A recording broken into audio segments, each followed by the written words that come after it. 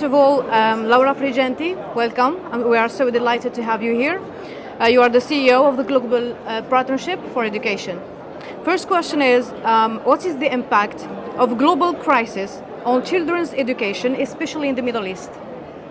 Well, the impact of crisis on education is really dramatic because one of the first things that happens is that education services are discontinued.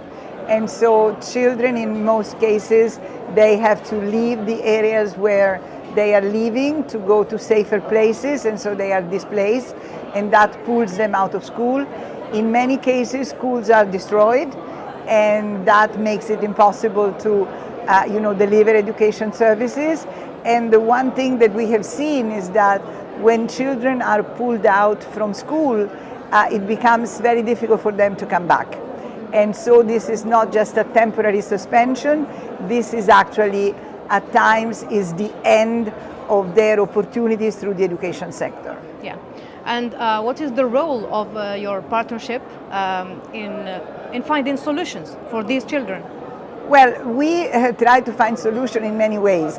First of all, we try to raise the resources that make it possible for the schools that have been destroyed to be rebuilt, to children that are traumatized by the experience of the war, to actually receive a kind of an initial set of psychological and emotional support so that they can slowly go back to normalcy.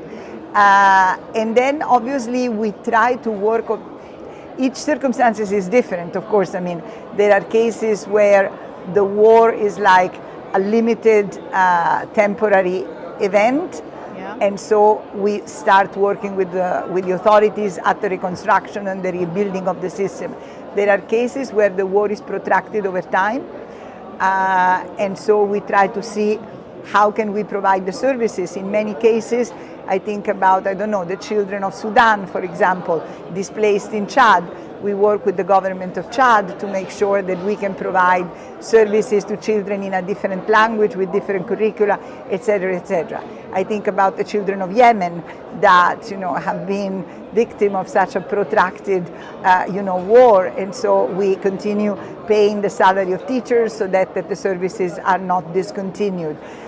In Gaza, we are trying to see what we can do at the moment, considering that obviously it's a little bit too early to think about rebuilding the infrastructure because there is still, fighting going on. But at the same time, children are out of school, and so what can be done to provide them with some assistance? Okay. One more question: how your partnership will collaborate in affording education for children in the Middle East, especially? So, we are working in two ways in the Middle East. There are countries that have education very high on their agenda.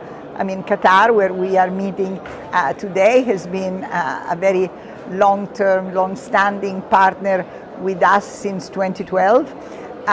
We are also working with United Arab Emirates, with Saudi as donors. So they do provide resources that then are deployed to other countries in the Middle East, like Yemen, like Lebanon, like Jordan, like Syria, where there are situations of crisis and where we need to intervene. So the relationship is on both sides of the partnership element.